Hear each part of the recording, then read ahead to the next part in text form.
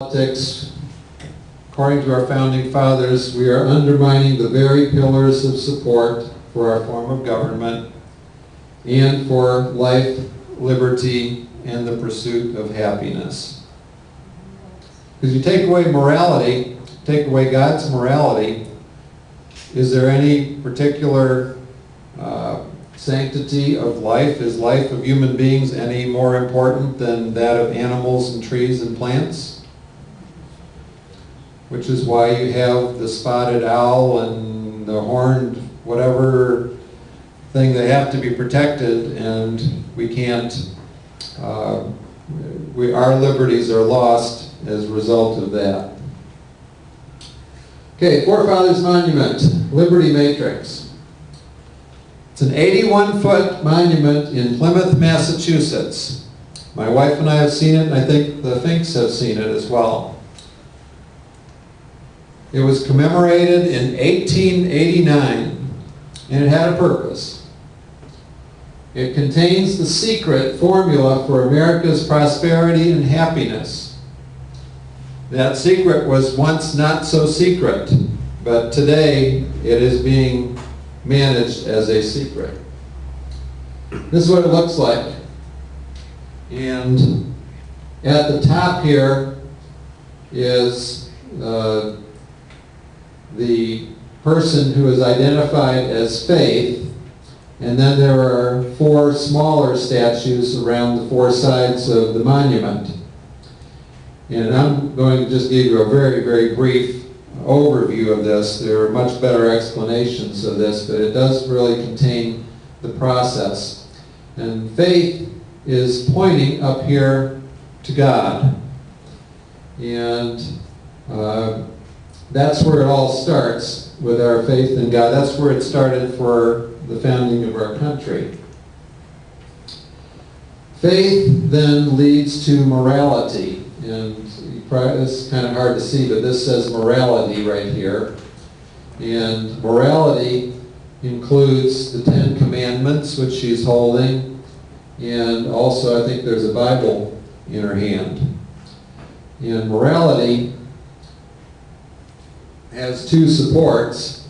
One is the Old Testament, the prophets, and the New Testament, evangelists. These two are engraved on the sides of the seat upon which morality is sitting.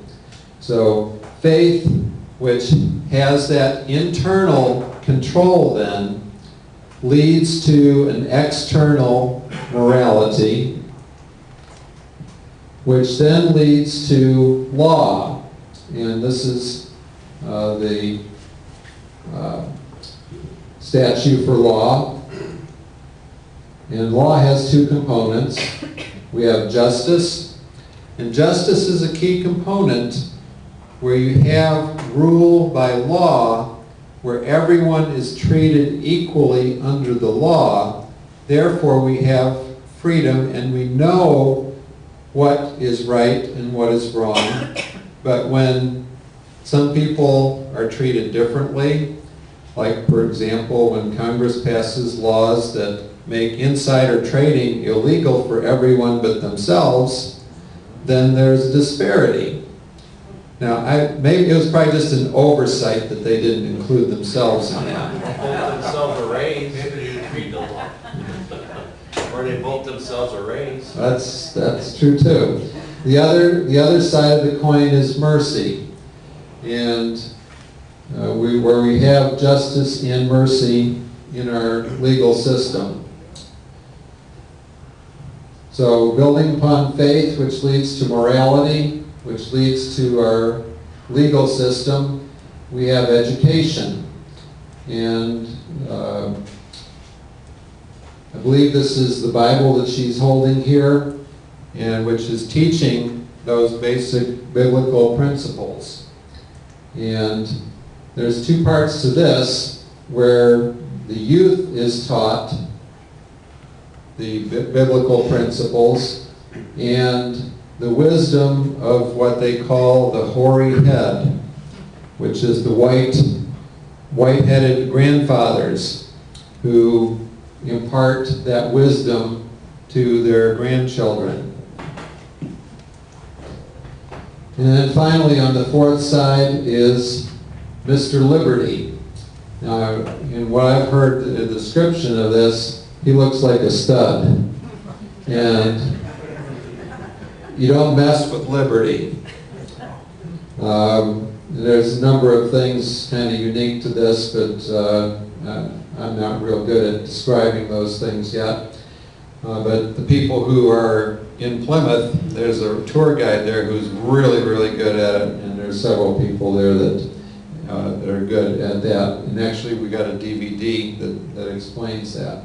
But the bottom line here is that it all starts with faith in God, which leads to that internal control, which leads to the external morality, which then leads to laws which are based upon biblical principles, education on those biblical principles to pass that on, and that results in liberty.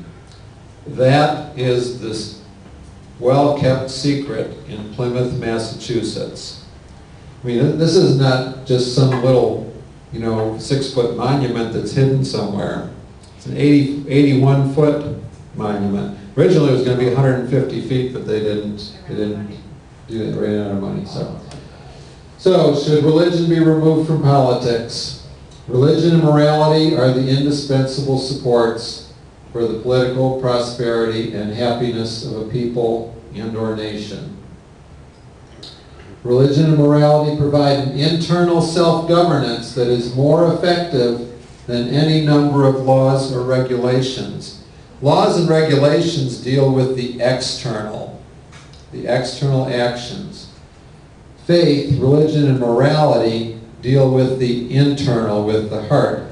When the Bible talks about that you shouldn't murder, talks about that you shouldn't even hate in your heart. And with adultery, that you shouldn't even lust after someone. And not dealing with the ultimate external, but dealing with the internal. When the internal is handled, then the external will be good. Removing religion and morality leads to corruption and the need for greater government control. And I can't emphasize this enough. Removing religion and morality will lead to corruption.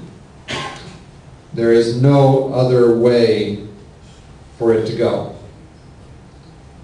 Because when that internal self-governance is gone, then man is left to his own devices. So the answer to the question is a resounding no. Okay. Yes, sir. Chuck, I noticed that the citations that you put on the screen all refer to republic and republicanism. None of them said democracy or democracies. I think it has been said in history that democracies are very short in their existence. One reason is that the democracies draw their inspiration from the people at large, whereas republics are inspired by eternal principles, and which include the Bible, certainly. So very true. That's the reason why republic appears so often in the citations that you referenced.